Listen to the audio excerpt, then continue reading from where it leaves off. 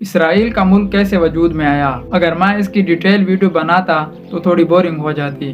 ہم اس کے main point سمجھنے کی کوشش کرتے ہیں۔ پہلی جنگ عظیم یا ورلڈ وار 1 سے پہلے فلسطین میں کوئی جھگڑا نہیں تھا۔ یہاں مسلمانوں کی آبادی زیادہ تھی اور ان کے ساتھ یہودی اور کرسچن بھی رہتے تھے۔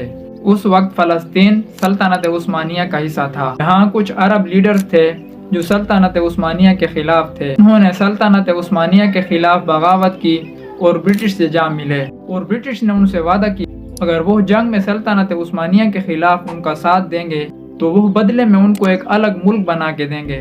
ایسا ہی ایک وعدہ برٹش نے یورپ میں یہودیوں سے بھی کیا تھا۔ یہودی شروع سے ہی ایسی قوم رہی ہے جن کا کوئی اپنا ٹھکانہ نہیں تھا، یعنی کوئی ملک نہیں تھا۔ وہ جہاں بھی رہتے مہاجر کہلائے جاتے، اور یورپ میں یہودیوں کو نفرت کی نگاہ سے دیکھا جاتا، کیونکہ کرسچنز کا یہی ماننا ہے کہ وہ یہودی تھے جن کی وجہ سے حضرت عیسیٰ علیہ السلام کی موت ہوئی۔ اسی وجہ سے یورپ میں کرسچن یہودیوں کو برداشت نہیں کرتے۔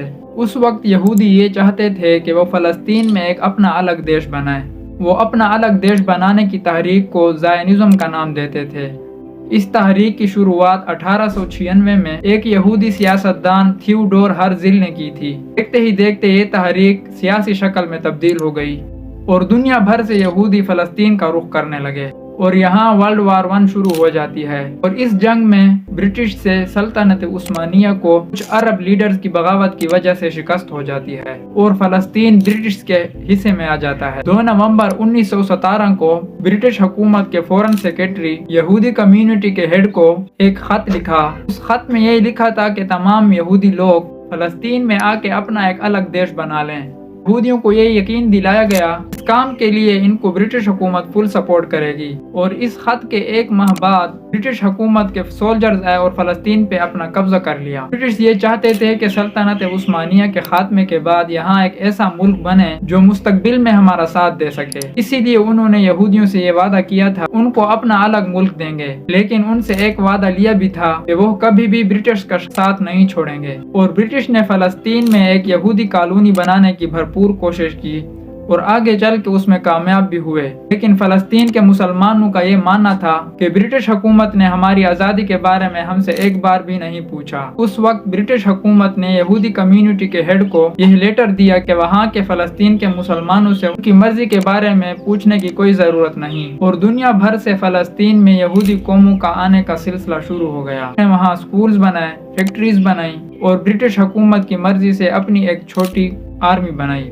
جس کو ہگانا کہا جاتا ہے۔ کچھ سالوں تک فلسطین کے مسلمان ان سب حالات کو برداشت کرتے رہے، لیکن 1939 کو مسلمانوں نے برٹش حکومت کے خلاف آواز اٹھانا شروع کر دیا۔ اس وقت برٹش کے خلاف آواز اٹھانا غداری سے کم نہیں تھا۔ ایسا کرنے پر انہیں سخت سزا دی گئی، کئی کو اریسٹ کر لیا گیا، اور کچھ مسلمانوں کے لیڈرز کو فلسطین سے نکال دیا گیا اور کئی کو پھانسی دے دی گئی مگر انہوں نے اپنا احتجاج ختم نہیں کیا۔ اس پر برٹش حکومت نے یہ حل نکالا کہ فلسطین کو 2 حصوں میں تقسیم کر دیا جائے۔ ان معاملات پر بات جاری تھی، یہاں اس سے بھی کچھ بڑا ہوا۔ 1939 میں دوسری جنگ عظیم شروع ہو جاتی ہے، اور اس جنگ میں دنیا بھر سے 6 کروڑ لوگوں کی جان جاتی ہے، اور یورپ میں ہٹلر نے 60 لاکھ یہودیوں کو قتل کیا، اور جو یہودی یورپ میں زندہ بچے انہوں نے بھی فلسطین آنے کا رخ کر دیا۔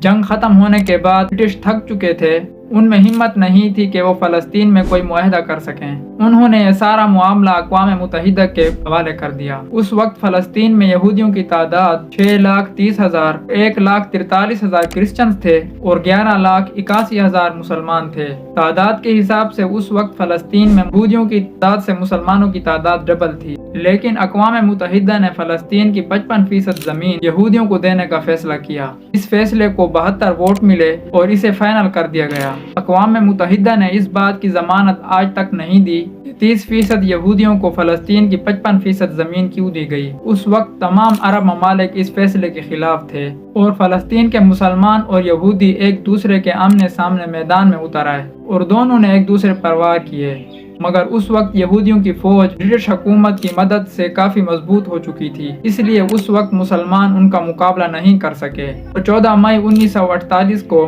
ڈیوڈ بین گوریون نے سرکاری طور پر اسرائیل بنانے کا اعلان کر دیا اور وہ اسرائیل کے پہلے پریزیڈنٹ بنے۔ زبیر بابر، سائن آف۔